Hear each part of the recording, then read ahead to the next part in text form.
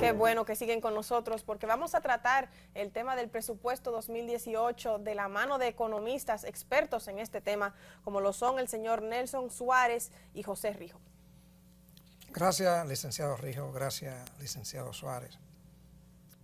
Acabamos de recibir la noticia de que el presupuesto de ley y gastos públicos del país ha sido ya apoderado en el Congreso Nacional. Un presupuesto de 863.000 millones de pesos, con ciertas características que nos preocupan. Un déficit que ronda ya los 85.000 millones de pesos. El 42% de este presupuesto está destinado al pago de la deuda. Es decir, de cada 100 pesos que está consignado en el presupuesto, alrededor del 42%, alrededor de 42 pesos del mismo es para pagar las deudas. Dígame usted, señor Rijo, ¿cómo nos salvamos en esta situación? Bueno, un privilegio compartir con Carolina, Antonio y mi gran amigo Nelson Suárez. Real y efectivamente las cifras para mí del gobierno no cuadran, porque el 30 de junio el ministro de Hacienda le remitió al presidente de la República un documento con la política presupuestaria para el año 2018, donde se consignaba un déficit de 109.000 millones de pesos. Sin embargo, no de 85. No de 87.000 como fue el sometido al Congreso Nacional. Y digo que no sabemos si conocer esta cifra porque el nivel de financiamiento bruto que se está estableciendo para cubrir la parte del déficit de 87.000 millones más 127.000 millones de pesos de pago de capital, de amortización de la deuda, el nivel de financiamiento bruto que está solicitando en el articulado de la ley son 235.000 millones de pesos, lo cual nos da a nosotros un nivel de financiamiento neto de unos 109.000 millones de pesos. Es decir, que real y efectivamente el déficit para el año 2018 es de 109.000 millones de pesos, equivalente al 2.8% del PIB. El problema es que el gobierno necesitaba presentar una disminución del déficit para el año 18 comparado con el del 2017 que lo estableció en 2.3, que nosotros creemos que no va a terminar en esa posición. Perdón, pero hay algo, el dato que cuando queremos... usted lo mide en términos de la cantidad, es decir, de la suma, no lo compara en relación a porcentaje, mucho más este año. No, es mucho más. El déficit del año 2017 es mucho más del que se está diciendo que se va a culminar. Pero eso lo podíamos analizar. Ahora, para el pago de intereses son 135.000 millones de pesos. Sin embargo, en la política presupuestaria, originalmente el gobierno había planteado que iba a pagar 127.000 millones de pesos de intereses. Si nosotros sumamos los 135.000 millones de pesos de intereses de la deuda con los 127.000 millones de pesos del pago de aplicaciones financieras, pago de capital y de activos financieros, eso nos da, con relación a los impuestos, el 46.5%. No el 42. No el 42, nos da el 46.5% con relación a los tributos, a los impuestos. Es decir, que es muy preocupante, más cuando dentro del financiamiento que vamos a tener para el año 2018 hay contemplado 70.000 millones de pesos de emisión de bonos internos a través de la subasta que hace el Ministerio de Hacienda, donde 61.000 millones de pesos de esos 70 son para pago de intereses. Es decir, que vamos a emitir internamente 61.000 millones de pesos solo para pago de intereses. Y además, en bonos soberanos que se piensan colocar unos 2.100 millones de dólares para el próximo año, estos son unos 105.000 millones de pesos, hay unos 23.000 millones de pesos de bonos soberanos también para pago de intereses. ¿Usted está tomando en cuenta los casi 470.000 millones del cuasi fiscal del Banco Central? No, eso sin tomar en consideración eso, aunque dentro de los intereses se dice que se está colocando el 0.7% del PIB para la recapitalización del Banco Central, pero esto nunca se ha cumplido. Además viola la ley como digo, no decimos que viola la ley se suspende, como todas las leyes que especializan fondos, porque al finalizar los 10 años de la ley de recapitalización del Banco Central, debió de comenzarse a aportar el 1% del Producto Interno Bruto. Hasta este año debió haber aportado el 1.4 y solamente se han estado consignando en los últimos 3 años el 0.7, lo cual eso ha incrementado enormemente el déficit cuasi fiscal. Licenciado Rijo, si a ese 46% que acaba de explicarnos, perdón, el licenciado Rijo, usted le suma cerca del 30%, entre 28% de gasto corriente del gobierno, más si nos atenemos al informe recién salido de Oxfam, que dice que alrededor del 2.5% del PIB se va, es decir, se despilfarra en corrupción, en gasto superfluo, en nómina supernumeraria y en otras cosas, en publicidad. Entonces, si usted le suma 46 más 30 más prácticamente 85.000 o 90.000 millones, si damos por cierta este informe del Oxfam, entonces, ¿qué le queda al gobierno central para inversión de capital, para inversión social? ¿Qué le queda para que realmente el presupuesto sea un instrumento de desarrollo? Bueno, gracias señores por permitirme comunicarme con el público de este programa, que me llama mucho la atención la connotación un tanto educativa y el estilo que nos decía don Antonio.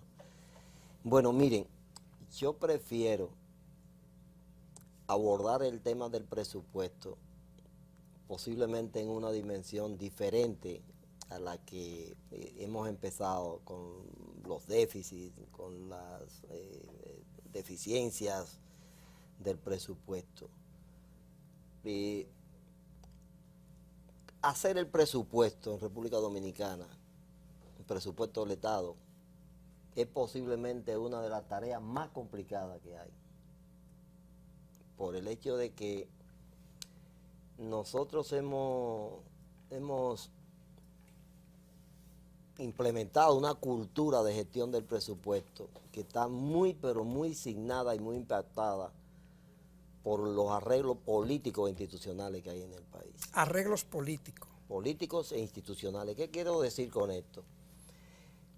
El gobierno cada año tiene lo que yo llamo gastos esenciales, fundamentales, irremediables que tiene que cumplir, que son de casi 650.000 millones de pesos. En arreglos políticos. No arreglos políticos, sino en lo... Me gustaría que usted nos definiera un poco, bueno, ¿a qué usted le llama arreglos políticos? Ya la forma de ver, de gestionar, de armar, de distribuir, de priorizar el presupuesto de República Dominicana, hay que reestructurarla, hay que reformarla, hay que transformarla. Pero eso obedece, según usted, a arreglos políticos, claro, no a las necesidades de la población. O sea, es que en la sociedad dominicana hemos estructurado un arreglo político e institucional que hace que tengamos una estructura burocrática estatal que ya está totalmente desfasada. Una estructura burocrática estatal en el cual, por ejemplo, tenemos múltiples instituciones repetidas y en algunos casos más que repetidas, redundantes, una gran cantidad de consejos, de comisiones, de entidades descentralizadas que duplican las funciones, por ejemplo, de muchos ministerios. O sea que hay que hacer una gran reingeniería a nivel de todas las agencias con que el Estado es el tema que a mí o sea, yo durante muchos años he estado discutiendo y tratando los temas de presupuesto público y lo he estado haciendo de esa óptica de ver el tema de los déficits, pero viendo profundamente, conociendo desde adentro muchas de las cosas de cómo funciona el presupuesto. Lo que estoy planteando ahora es que hay que hacer una tremenda reforma, pero no de las reformas formales que hemos estado haciendo. O sea, nosotros tenemos posiblemente el marco legal en materia de finanzas públicas más avanzado que pueda haber en Latinoamérica. Así es. Aquí Ahora, tenemos muchas leyes para todo. eso no me resuelve muchas cosas. Claro. Si yo en la práctica, en la acción, en la operatividad diaria, no aplico ninguna de esas leyes. Entonces, a nivel del presupuesto, con el tema de la duplicidad de instituciones, con el tema de un ejercicio de priorización de la utilización de los recursos del presupuesto no muy clara, lo que nos está planteando, es decir, yo tengo ahora mismo 650 mil millones de gastos que no puedo huir para ningún lado, pero además tengo en el presupuesto de este año 213 mil millones que tengo que buscar para cubrir. Y una nómina de el 700.000 empleados sí, para cumplir con compromisos políticos. ¿Cómo yo desarticulo eso? Simple y sencillamente con una nueva visión del presupuesto, con una reingeniería. Y esto implica, porque posiblemente lo que está sucediendo y la necesidad de cambio y transformación que hay en la visión del presupuesto, también está siendo como una especie de grito de la sociedad, de que en términos general la sociedad dominicana tiene que cambiar muchas cosas, a nivel institucional, a nivel político, a nivel ciudadano. Entonces, el presupuesto no está al margen de eso. Entonces, nosotros tenemos, por ejemplo, una cosa que a mí me llama mucho la atención, con relación al déficit que mencionaba Rijo. Yo hago unos cálculos en el cual el gobierno central me resulta con una situación prácticamente de equilibrio en el presupuesto. Sin el déficit. gobierno central sin déficit. Y me dicen, bueno, pero ¿y cómo es eso? Tiene que enseñarle al gobierno entonces, porque llevamos 11 años. No, el problema es que el presupuesto se estructura en varios niveles del sector público. Tiene el gobierno central, tiene los entes descentralizados y autónomos no financieros y 7 instituciones de la seguridad social. Sucede que cuando yo aíslo el gobierno central, que son los 21 ministerios y la Procuraduría General de la República, saco la cuenta, resulta con un superávit prácticamente de 2.000 y pico millones de pesos. Pero ¿qué pasa? A las 59 organizaciones del sector descentralizado que están en el presupuesto general del Estado y a las 7 instituciones de la seguridad social, el gobierno tiene que transferirle 83.000 millones de pesos, que son exactamente el déficit que aparece reflejado en el presupuesto. Sí, yo tengo unas instituciones descentralizadas y autónomas que desde el punto de vista de sus ingresos son muy centralizadas, pero desde el punto de vista del gasto son extremadamente descentralizadas, es decir, gastan a veces en una gran magnitud sin controles estrictos. Entonces eso hay que revisarlo. ¿Y en el qué presupuesto tenemos que del hacer, país. licenciado Rijo, para que esa reingeniería que el licenciado Suárez está pidiendo a nivel de todas las agencias del gobierno del Estado Dominicano? Bueno, si salimos y vemos el presupuesto general del Estado como una ley, sujeta a la Constitución de la República y a la ley orgánica de presupuesto y a la ley de crédito público, a la ley de función pública, tenemos que llegar a la conclusión aquí que el gran problema de la República Dominicana es la violación sistemática a todo el sistema legal de la República Dominicana. Aquí no hay respeto a la ley por parte de las autoridades. Debilidad institucional. Total, pero la debilidad institucional es la violación a la ley. La Estrategia Nacional de Desarrollo ordenaba que al 1 de enero del año 2015 debíamos de tener el pacto fiscal. Ahí voy. Si hubiésemos tenido el pacto fiscal, el gobierno acaba de 2015, anunciar ayer que no va a haber pacto fiscal. no va a haber pacto fiscal, no va a haber reforma fiscal hasta que el gobierno de Danilo Medina esté, es decir, hasta el 2020.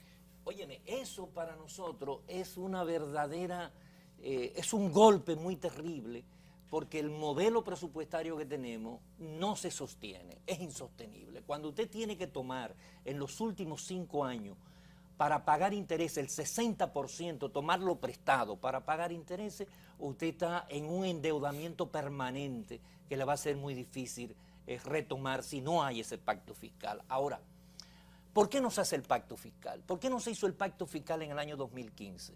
Bueno, teníamos que haber empezado por esa reestructuración del Estado que dice muy atinadamente Nelson. Y la reestructuración del Estado tiene que ver con una definición de misiones para cada institución y la elaboración de sus presupuestos en función de sus misiones. Es decir, no puede existir una oficina supervisora de obra del Estado porque su misión, que es de supuestamente supervisar, no lo hace y lo que hace es construir, y eso corresponde a obras públicas. Pero hay un aspecto fundamental del cumplimiento de la ley y le pongo un solo ejemplo. Conjuntamente con este proyecto de ley de presupuesto general del Estado, el Poder Ejecutivo tiene que remitir la estructura de puestos de cada una de las instituciones. En el primer proyecto de ley que sometió Danilo Medina en el 12 para la ley del 13 y fue consignada en la ley del 311-12 del presupuesto del 2013, pidió una dispensa de 180 días para cumplir con ese mandato de la ley orgánica de presupuesto de remitirle la estructura de puesto al Congreso. ¿Y lo cumplió el presidente? No, no cumplió.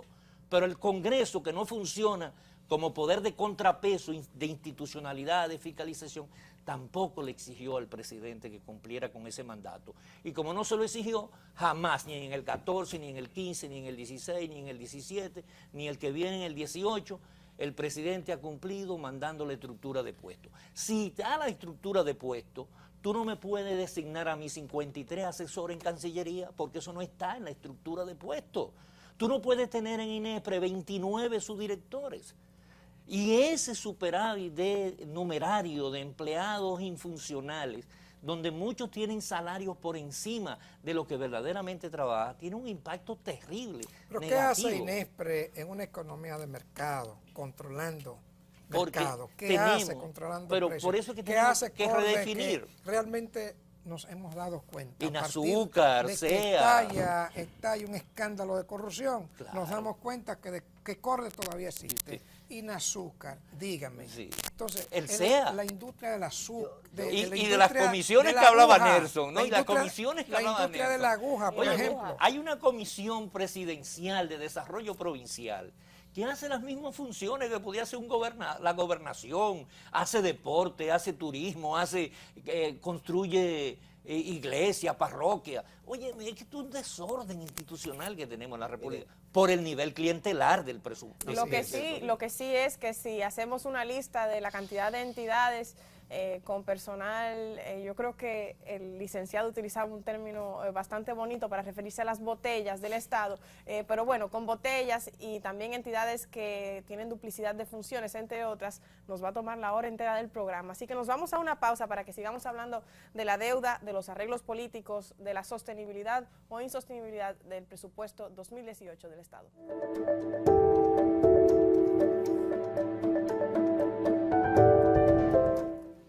Estamos de vuelta hablando del presupuesto 2018 del Estado en voz alta con los invitados de hoy, que son los licenciados José Rijo y Nelson Suárez, ambos economistas. La pregunta ahora es muy importante y es sobre el gasto social.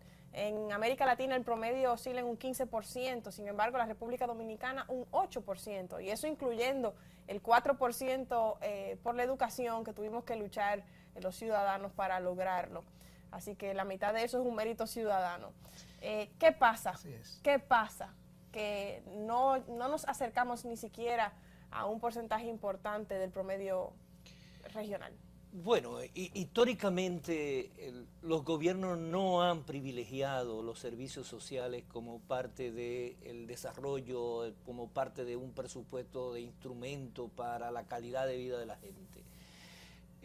Si tomamos, y aquí venimos otra vez, tenemos que referirnos necesariamente a la Estrategia Nacional de Desarrollo, que establecía que para el año 2017, este año, nosotros teníamos que estar invirtiendo 117.000 millones de pesos solo en salud. Y apenas vamos a terminar con unos 68.000 millones de pesos. Alrededor de 2 puntos. 1.8% del PIB que vamos a terminar este año, y para el próximo año no hemos pasado del 2% del PIB en salud. Y salud unido, que tiene que ver con agua también, porque dentro del Ministerio de Salud Pública está todas las corporaciones. Es decir, que dentro de los 78.000 millones de pesos de presupuesto que tiene el Ministerio de Salud para el próximo año, ahí está incluido INAPA, Corazán, Coramoca, la CAS, es decir, todas las corporaciones de acueducto están ahí. Pero hay un componente de salud que no puede ser olvidado, por ejemplo, que son la salud colectiva, lo que son servicios de salud colectiva, que apenas tiene un presupuesto de unos 3.000 millones de pesos. Eso es nada, señores, cuando la salud colectiva es fundamental para la prevención, porque eso tiene que ver con promoción y formación de la salud, eso tiene que ver con prevención de embarazo en adolescentes, eso tiene que ver con salud bucal, con desnutrición, con prevención de enfermedades transmitidas por vectores, y ahí no hay una inversión. Por lo tanto, lo que se dedica al servicio salud es muy bajo. Si a eso le unimos que para vivienda apenas se dedica el 0.03% del PIB, cuando tenemos un 70% de las viviendas con algún déficit, ya sea cualitativo, ya sea cuantitativo. En vivienda, salud, educación y asuntos comunitarios, apenas llegamos al 8.2%. Esos son parte de los datos que está arrojando la investigación que acaba de publicar ayer mismo la Oxfam. Sí, no, y que está contenido en el mismo proyecto de presupuesto para el año que viene, porque definitivamente las prioridades no son los servicios, los servicios como derecho. Y aquí viene uno de los graves problemas de nuestro país. República Dominicana ha sido el país líder en crecimiento del Producto Interno Bruto, de su riqueza. Pero la distribución de esa riqueza no ha sido para satisfacer las necesidades fundamentales, para garantizar lo que establece nuestra Constitución como Estado social y democrático de derecho. Bueno, el artículo 167 manda al Estado a proveer bienes públicos a la ciudadanía: salud, transporte, vivienda, educación. Y el Estado se ha mostrado incapaz de dar estos servicios. Por eso tenemos un sistema eléctrico como el que tenemos. Y ayer, por ejemplo, ante esta situación de un presupuesto como hemos estado viendo acá, ayer se anuncia, el ministro de Economía, Planificación y Desarrollo anuncia que durante el mandato de Danilo Medina no habrá reforma fiscal. Es un mandato de ley a través de la Estrategia Nacional de Desarrollo. Señor Suárez, ante este panorama de un déficit que va cerca de los 90.000 millones de pesos, un 46%, como decía el licenciado Rijo, se irá de este presupuesto en pago de la deuda. Una nómina de más de 700.000 empleados, una nómina que se lleva del presupuesto alrededor del 30%. Y ante este panorama, con una presión tributaria que todo el mundo considera que baja, ¿cómo usted entiende que este país pudiera, a pesar de su crecimiento, enrumbarse por la senda del crecimiento vista desde el punto de vista del ser humano? Bueno, hay dos cosas. Antes de entrar en el tema de la presión tributaria, a mí me gustaría señalarle a Rijo en el tema de salud. Sabe que el presupuesto de salud ahora, con la desconcentración que ha habido a través del Sistema Nacional de Salud, el Sistema Nacional de Salud tiene 36.000 millones de pesos en presupuesto. Entonces hay que ver si el programa, los 3.000 millones en salud colectiva, porque prácticamente el Sistema Nacional de Salud... No, están fuera. Están fuera, entonces es otro programa. Eso es importante verlo porque han separado la estructura programática y entonces el Servicio Nacional de Salud aparece por un lado con 36.000 millones. Bueno, pero si usted lo y suma, ya da la cantidad que el Ministerio de Salud diciendo, desde el punto de vista de órgano rector, que es lo correcto, que debe ser una cuestión muy pequeña, entonces eso es un punto. Ahora con el tema tributario. Y fíjense el dilema que se plantea y por qué yo digo que hay que reenfocar y hacer una nueva visión del tema presupuestario y fiscal. Nosotros exigimos normalmente, yo he sido partidario toda la vida, de mayor gasto social y de protección del gasto social. Pero obviamente, en un momento, de hecho en una actividad en el Centro Bonó, yo un día pregunté, bueno, ¿quiénes están de acuerdo con que aumentemos el gasto social? Y todo el mundo levantó la mano. Y luego yo le dije, ¿quiénes están de acuerdo en pagar más impuestos? Y muy pocas manos se subieron. Bueno, entonces, que muchas veces nosotros, por ejemplo, desde la asociación nuestra, desde la Asociación Industrial de RD hemos estado planteando que reorganizar la fiscalidad, solamente reorganizarla, quitarle todas las distorsiones que tiene el sistema de impuestos y sistema fiscal, incluyendo una gran parte de los informales, inmediatamente la presión tributaria va a subir. Entonces, haciendo la reingeniería que usted mencionaba hace un rato, controlando la corrupción administrativa, todo esto nos dará a nosotros una presión tributaria más alta para el gasto social. Hay una cuestión que quiero puntualizar, porque es posiblemente un enfoque medio no tan común. Por ejemplo, mi tesis es que nosotros como sistema tributario tenemos una estructura formal tributaria con una presión de 20.1%. Y bueno, ¿por y cómo? Siempre se dice que claro, porque 13, tenemos 14.6%, que es lo que se está planteando en el presupuesto para el 2018 de presión fiscal, pero yo tengo un 6.1% de exenciones, exoneraciones y de grabaciones. El 50% de las exenciones están en el ITEVI. Que son 200, bueno, ahora no me importa mucho si es el ITEVI. Yo soy partidario de generalizar el ITEVI.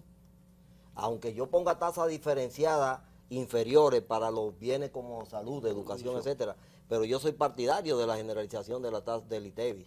¿Por qué? Porque yo tengo un 6.2%, un 6.1% de exenciones y exoneraciones, que cuando se lo sumo al 14.6% que tengo, entonces tengo un sistema fiscal, una presión fiscal realmente de 20.1%. Pero, licenciado Suárez, ¿eso sería necesario para que el Estado reciba más dinero cuando el estudio de la Oxfam señala que el 2.5% del PIB se desperdicia, un equivalente, se desperdicia en corrupción?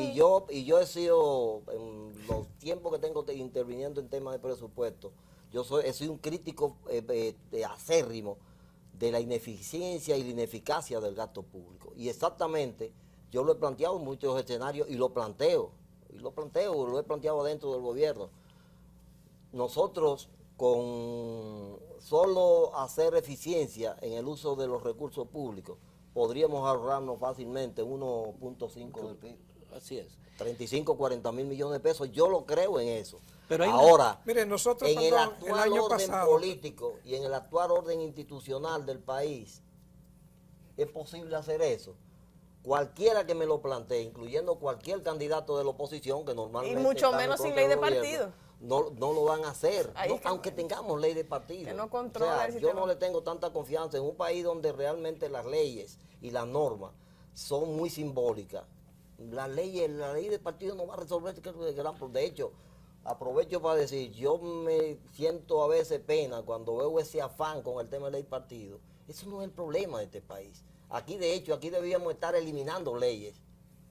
Si eliminamos la mitad de las leyes que tenemos y cumplimos el resto de la mitad que nos queda, resolvemos la mayoría de los problemas. El problema es el compromiso. No, pero hay un aspecto que Nelson ha tocado. Yo quiero terminar el tema fiscal, el tema tributario. Entonces, si yo logro, imagínense que yo logro reducir a la mitad las exenciones fiscales que tengo, inmediatamente el gobierno tiene en los bolsillos 115 mil millones por ejemplo, de pesos. ¿qué usted reduciría Entonces, de ese 6.2% de exenciones fiscales? ¿Qué sectores, por ejemplo?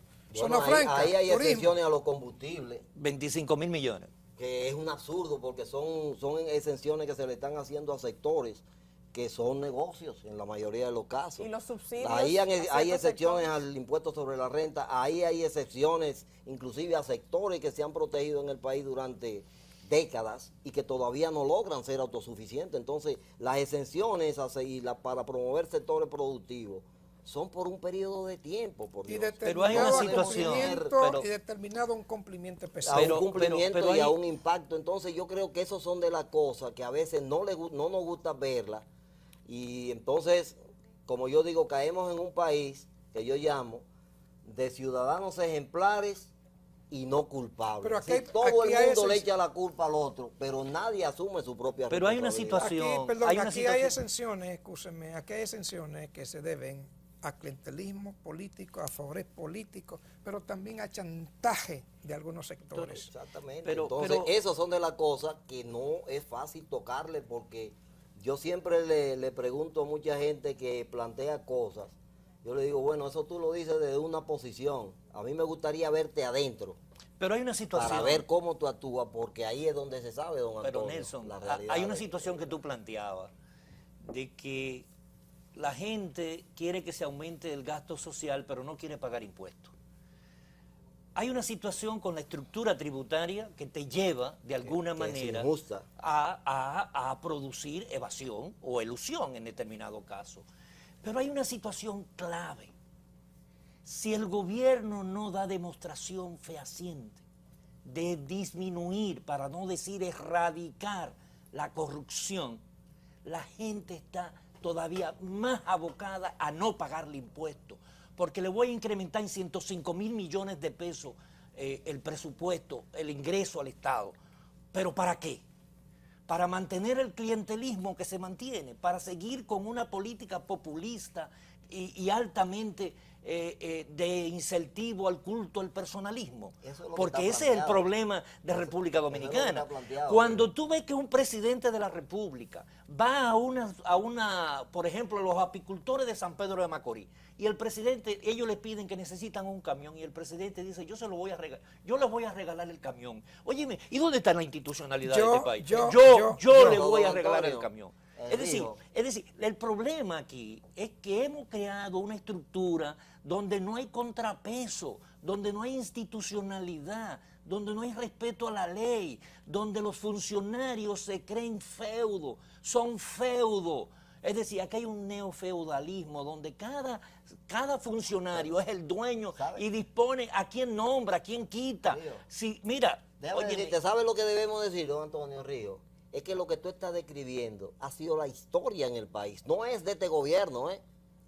Pero ha sido acentuado. Pero ha sido acentuado estos 12 años. Esto ha sido histórico. Por eso, pero ha sido más acentuado estos 12 años. 31 años por de todo dictadura, el control del poder del Estado. 12 años de régimen autoritario. Es una cultura balaguerista que se ha reproducido. Varios años de gobiernos liberales que han repetido los mismos vicios del pasado. Hay una cosa. Es que esta época de vacas gordas, porque el gobierno ha tenido el privilegio de tener un precio del petróleo en el piso, ha tenido una cantidad de dinero enorme, barato si se quiere, mucho dinero en el extranjero para colocar bonos, y no ha utilizado esa oportunidad para hacer inversión en el desarrollo de la gente, para crear desarrollo humano. El Banco Mundial acaba el año pasado, hace unos meses, acaba de publicar un informe que se titulaba Cuando los vientos ya no soplan a favor. Y entonces, ¿qué estamos haciendo? ¿Qué estamos preparándonos para enfrentar lo que hemos creado? Porque hemos creado un modelo desde el 2008 para acá, y hay que decirlo, con la reelección de Leonel Fernández, porque en el 2008 se presupuestó un déficit de 10.000 millones de pesos y se terminó con 54.000. En el 2012, y ¿en cuánto terminamos? En el 12 se presupuestó un déficit de 22.000 millones de pesos y terminamos en 156.000. Y hemos ido transfiriendo, transfiriendo, 190. Pero fíjense que hemos ido transfiriendo y manipulando la cifra para cada día presentar un déficit menor.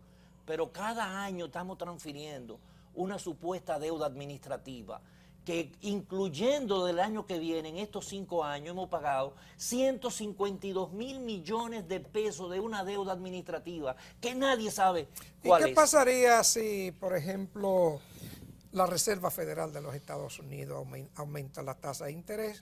Por cada punto porcentual de la tasa de interés, cuando sube, prácticamente sube 12.000 millones de pesos la deuda. Por cada dólar que sube el barril de petróleo, sube en 63 millones de dólares, cerca de 2.000 y algo de millones de pesos la factura petrolera. Si el gobierno de los Estados Unidos toma medidas que restrinjan, por ejemplo, la remesa, ¿qué pasará entonces con este país, licenciado? Lo que está planteado y lo que me están planteando reafirma lo que he estado diciendo. Sí, no solo el presupuesto, la sociedad dominicana en todos sus órdenes está reclamando un cambio, está reclamando una transformación, está reclamando que de hecho cada uno de nosotros los ciudadanos veamos de manera diferente a la sociedad dominicana. Hemos estado viendo a la sociedad dominicana, la mayoría de los dominicanos, como una especie de alcancía donde todo el mundo mete la mano a sacar. Nos estamos comiendo el Sí, país a pedacitos, entonces, algunos sectores. Tenemos problemas, tenemos... Pero los ¿cuántos mayores años? 60 responsables años son los que manejan el Estado. 60 años de democracia y no hemos podido resolver uno de los problemas básicos del país. Uno de los problemas básicos del país. Nadie 60 bebe agua. años de Entonces, democracia. ¿qué es lo que estamos creciendo, planteándole? y creciendo. Sí, ¿qué es lo que estamos planteándole a la nueva generación? Entonces yo creo que el reto que tenemos cada uno de nosotros, desde la posición donde estemos, es exactamente contribuir a ese cambio que debe producirse. O sea, aquí no podemos seguir que la ciudadanía siga eligiendo políticos sin hacerle ningún tipo de ejercicio de rendición de cuentas. auditoría Que a ciudadana. veces políticos en los pueblos, de los más corruptos que hay, con persecución penal, Son los más que votados. votos sacan. Señores, por Dios. señores. Entonces, Pero eso es parte también del sistema electoral que hemos creado. Claro, es lo que decía y del anteriormente. sistema, el modelo de partido que se ha sustentado cuando desde el Estado se provee la fidelidad del voto a través de la utilización de los recursos públicos. Exactamente. Es Señores, decir, nos tenemos que ir, pero en este momento de lucha por un mejor sistema y un mejor país y estos clamores sociales que se oyen en estos días, yo quería preguntarles, ¿cuánto se le asigna a la justicia en el presupuesto del 2018 y si parece ser suficiente para lo que la ciudadanía espera de la justicia? déjame plantearte, la justicia tiene ahora mismo para este año solo la parte de la Suprema Corte, sin incluir la Procuraduría, 7.200 millones de pesos. 7.200. Si se aplicara la ley 194, el presupuesto de la justicia serían cerca de 18.000 millones de ¿No? pesos. 13.000. Al igual... 13.000 porque hay que deducir lo que tienen destinos específicos.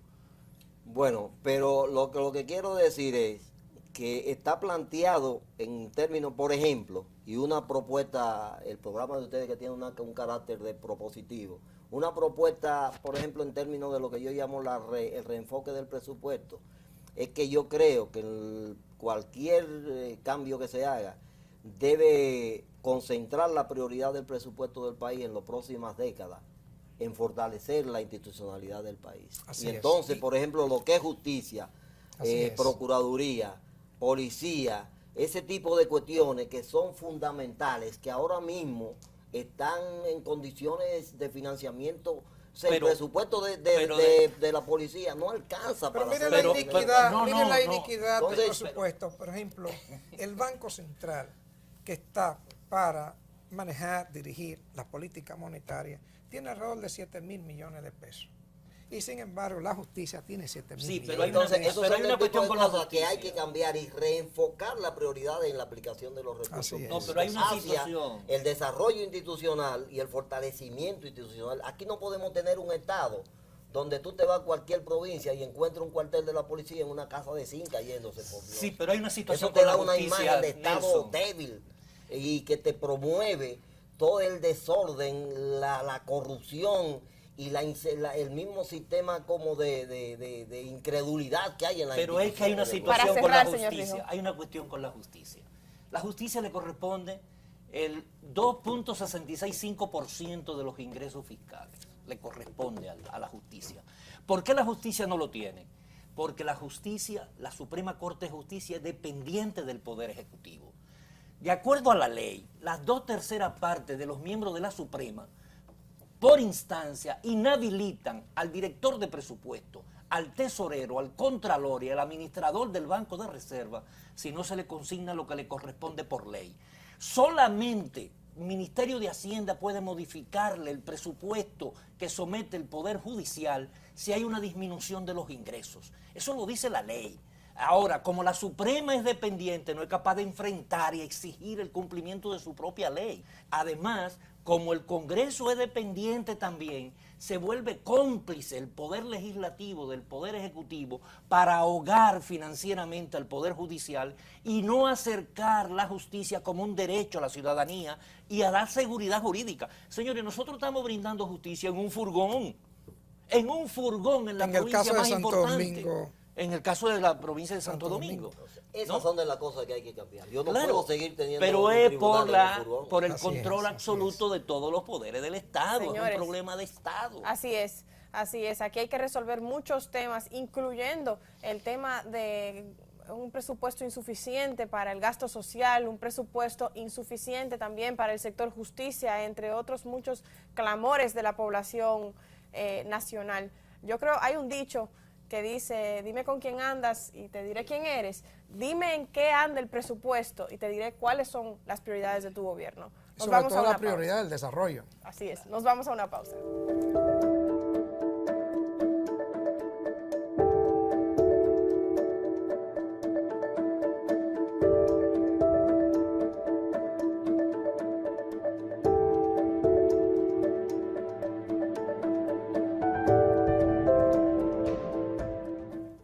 Estamos de vuelta hablando en voz alta el tema del presupuesto con nuestros invitados y los voy a poner contra la pared para hacer público su compromiso de brevedad presentando las propuestas para el mejoramiento en esta materia en la República Dominicana. Iniciamos con las propuestas del señor José Rijo. Bueno, básicamente nosotros diríamos, primero, que el presidente de la República se ajuste a la legalidad, al cumplimiento de la ley y convoque al pacto fiscal. Segundo, que el Congreso se abra a la discusión del proyecto de ley de presupuesto general del Estado para el año 2018, segregando cada una de las instituciones a través de las comisiones permanentes que tiene. Y tercero, a la sociedad que se movilice porque el control institucional, constitucional de la República Dominicana no da contrapeso. Solamente con una movilización social llevaremos al gobierno a su propia legalidad. Un hombre de palabra con la brevedad, ¿eh? Y usted, señor Suárez, ¿qué Bueno, nos tendría a nosotros como propuesta y al país Yo en voz insisto, alta? desde el punto de vista de la propuesta, de que obviamente hay que repensar no solo el presupuesto, sino todo el ordenamiento político y jurídico de la sociedad dominicana, hay que repensarlo. Además, creo que es importante que los enfoques y los recursos del Estado y del país se concentren a fortalecer la institucionalidad y un nuevo ordenamiento en todos los órdenes en la sociedad dominicana. Pienso que también la sociedad debe asumir la responsabilidad con elegir mejores gobernantes. Yo también creo que tenemos que asumir un compromiso más férreo en ese sentido. Antonio, si te parece, con estas propuestas y alguna otra que veremos más adelante, cerramos este segmento sobre el presupuesto 2018, un debate interesantísimo con los economistas José Rijo y Nelson Suárez. Para Antonio Taveras Guzmán y para Carolina Santana, ha sido un placer tenerles aquí. Muchas gracias.